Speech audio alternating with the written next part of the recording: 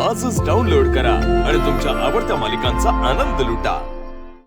मीरा कासवाच्या गतीने का होईना पुढे निघून गेली। तिने तिचे प्रयत्न सुरू ठेवले आणि तू इथे बसून हसतेस। माया वा वा वा वा वा, आज मी अथर्वला ओवाळला। जो हक्क माझा आहे तो मी मिळवला आणि आज ते सगळ्यांनी पाहिलंय। वा, आज मी अथर्वला ओवाळलं, उद्या मी त्याच्या नावाचं मंगळसूत्र घालणार, लवकर आमचं लग्न होणार। बस असाच मंजरी मॅडमचा सपोर्ट राहिला म्हणजे सगळं माझ्या मनासारखं होईल आणि फायनली अथर्व माझा होईल।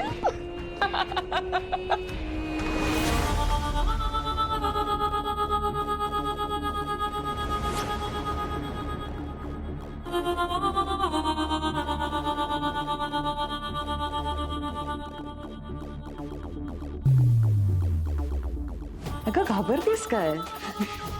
दरवेळेला मी काय तुला तुझ्या खोलीत शिक्षा द्यायला येते असं नाहीये माया।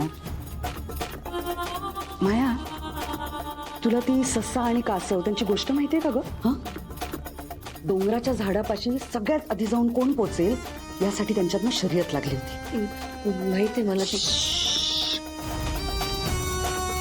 त्या गोष्टीतला ससा ना खूप वेगाने धावायचा। तो धाव धाव धावला आणि मग थकून बसून राहिला। त्याने त्या कासवाला कमी लेखलं।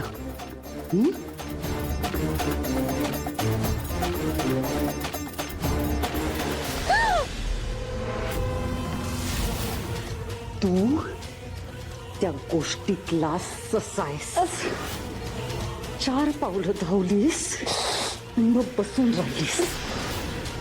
मीरा कासवाच्या गतीने का होईना पुढे निघून गेली। तिने तिचे प्रयत्न सुरू ठेवले आणि तू इथे बसून हसतेस। काय केलं त्या मीराने? काय केलं?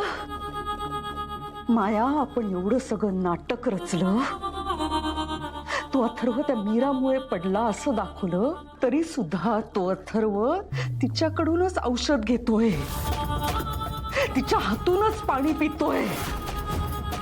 म्हणजे थोडक्यात काय, तरी एवढं सगळं करून शेवटी ती मीरा जिंकली।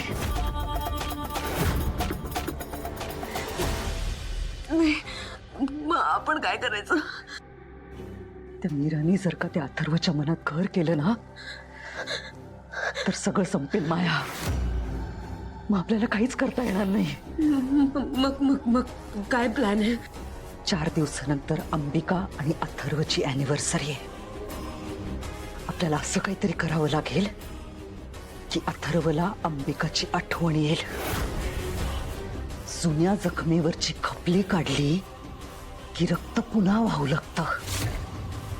मग त्या मीराने त्या जखमेवर किती फुंकर मारली तरी त्याचा काही उपयोग होणार नाही।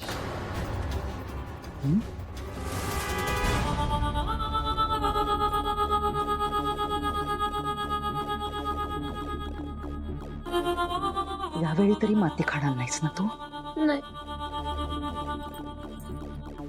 गुटकार